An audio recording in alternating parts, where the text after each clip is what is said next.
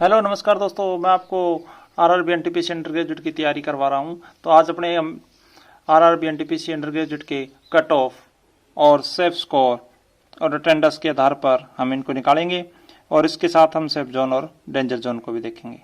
तो दोस्तों आइए अपने वीडियो को शुरुआत करते हैं इन्हीं टॉपिक के साथ।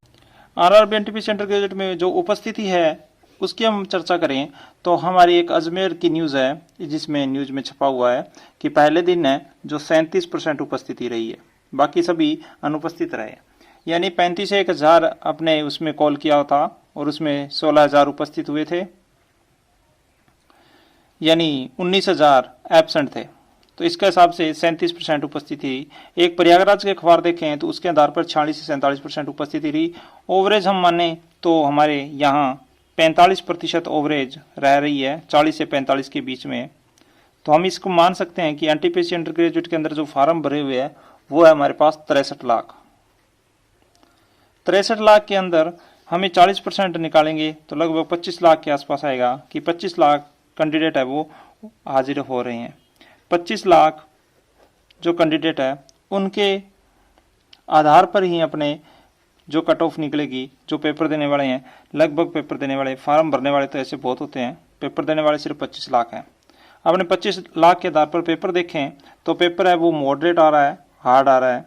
तो इन्हीं मॉडरेट और हार्ड में आपको मैं सेफ स्कोर के बारे में बता रहा हूँ। तो ये है मॉडरेट और हार्ड के आधार पर सेफ स्कोर।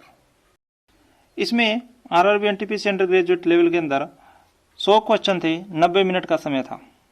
इसमें मैथ के 30 क्वेश्चन थे, रीजनिंग के 30 क्वेश्चन थे और जीएस के 40 क्वेश्चन थे। मैथ के 30 क्वेश्चनों में 24 क्वेश्चन इजी आ रहे हैं, 3 मॉडरेट आ रहे हैं और 3 थोड़े टफ आ रहे हैं। जो तैयारी करने वाला है वो इन्हीं सवालों को पूरे 30 के 30 कर रहे हैं। उसमें से अगर ज़्यादा ही कोई कॉन्फिडेंस से कर रहा है तो वो उसमें से एक आधा गलत जरूर हो रहा है। एक गलत हो गया तो वो 29 पूरे नंबर नहीं लाता, वो लगभग 28 नंबर ला सकता है। इसी प्रकार रीजनिंग में 30 के 30 क्वेश्चन में से 26 क्वेश्चन है वो आसान आ रहे हैं, बिल्कुल इजी है। 2 मॉडरेट आ रहे हैं, उसको करने से हो जाएंगे और 2 टफ है जो टाइम टेकिंग क्वेश्चन आ रहे हैं। इस प्रकार इसमें एक गलत इसमें माने तो इसके अंदर भी अपने सेफ स्कोर के आधार पर माने तो 28 है। अधिक से अधिक 28 से इधर इसमें हो सकते हैं, अधिक से अधिक इधर भी 28 से ही हो सकते हैं। लेने के लिए लोग 30 ले सकते हैं, लेकिन वो कोई 2-4% ही होंगे जो 30 में 30 ले जा रहे हैं। इसी आधार पर जीएस में इजी क्वेश्चन 10 ही हैं और मॉडरेट भी 10 है। जो टफ लेवल के हैं वो 20 क्वेश्चन है। 20 क्वेश्चन ऐसे हैं जो पढ़ने वाले हैं वो 1-2% वो कर सकते हैं, नहीं तो इसके अंदर तुक्के मारते हैं। सारे तुक्के मारने के कारण लोग 95 कर रहे हैं, कुछ तो 90 क्रॉस कर रहे हैं। या तो वो पढ़ने वाले हैं या वो बिल्कुल ही नहीं पढ़ने वाले हैं, जो पेपर का लेवल देखने गए रहे हैं वही 90+ कर रहे हैं, या जिसको कुछ आ रहा है वो 90% कर रहा है। आने वाले परसेंट में है तो 3 या 4% ही लोग हैं जिसको आ रहा है तो वो 90 क्रॉस कर रहा है। बाकी सभी के सभी है जो तुक्का मार करके आ रहे हैं। 95% लोग, उनको पता है कि हमें सिलेक्शन तो थोड़ा दूर है, हम तैयारी के लिए जा रहे हैं, ट्राई के लिए कर रहे हैं, तो वो 95% लोग इससे 90 से ऊपर कर रहे हैं। तो कहने का मतलब है कि 40 में से जो भी कर रहा है वो 20 2 टफ में से खींचेगा तो लगभग वो 22 क्वेश्चन इसमें से कर रहा है। इससे ज़्यादा वो सही नहीं कर सकते पढ़ने वाला। औसतन 20 से नीचे सवाल हो रहे हैं। इनको देखा जाए तीनों का, तो तीनों का हम जोड़ करेंगे तो लगभग ये 78 क्वेश्चन बन रहे हैं। 78 क्वेश्चन में जो भी 78 क्वेश्चन कर रहे हैं एक्यूरेसी के साथ कर रहे हैं 78 क्वेश्चन, यानी जिसका 75 वर्ष 1 या 2 इसमें से भी गलत हो रहा है तो इसमें 75 क्वेश्चन जिसके एकदम एक्यूरेट सही है तो वो अपने सेफ स्कोर की तरफ है। जो भी 75 क्वेश्चन काट बांट के सही कर रहा है तो वो सेफ स्कोर की तरफ है और वो CBT 2 की तैयारी बिल्कुल करनी चाहिए उसको।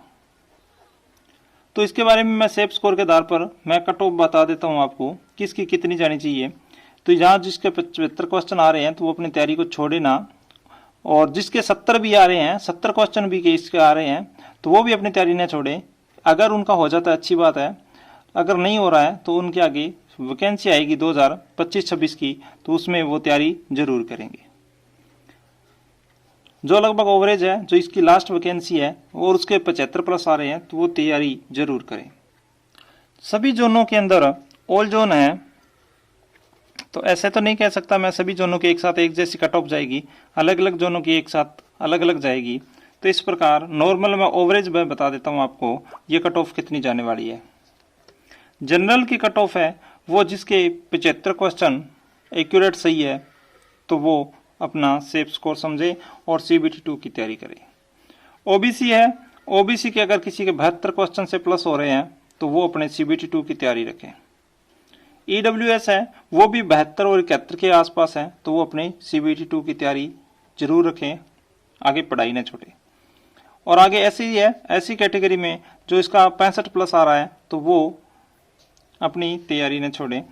ST और जो अदर है PhD विभाग की, उसमें से आप मानो PWD वाले, तो वो 60 प्लस की अगर इसके क्वेश्चन सही हो रहे हैं, तो अपने तैयारी रखें।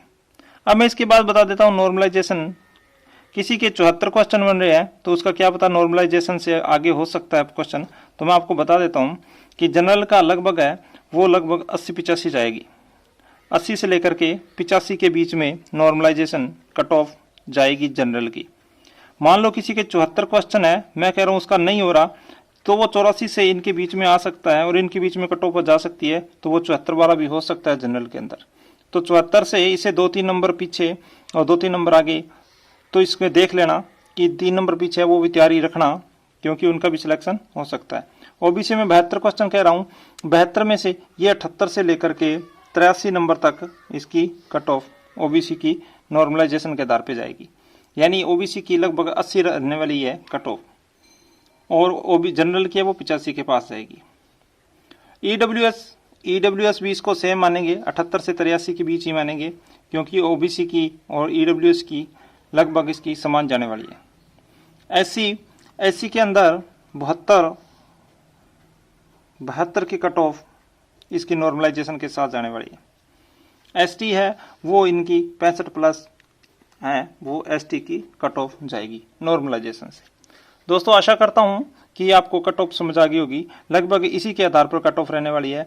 आपका किस जोन से फार्म भरा हुआ है, तो मैं अगला वीडियो जोन के आधार पर बनाऊंगा, सेफ जोन और डेंजर जोन के बारे में, सेफ और डेंजर जोन के बारे में बताऊंगा। आपका किस से जोन से भरा हुआ है, आपने कितने क्वेश्चन अटेम्प्ट किए हैं, अटेम्प्ट आपको बताना है कि आप कितने अटेम्प्ट करके आए हैं, और जोन कौन सा है, आपके कितने सही हो रहे हैं, कितने गलत हो रहे हैं। आपने रिव्यू किया होगा घर पे आके कुछ प्रश्नों का, तो उससे आपको पता चल जाता है कितने गलत किया है, उसमें से गलत निकाल के हम कर सकते हैं।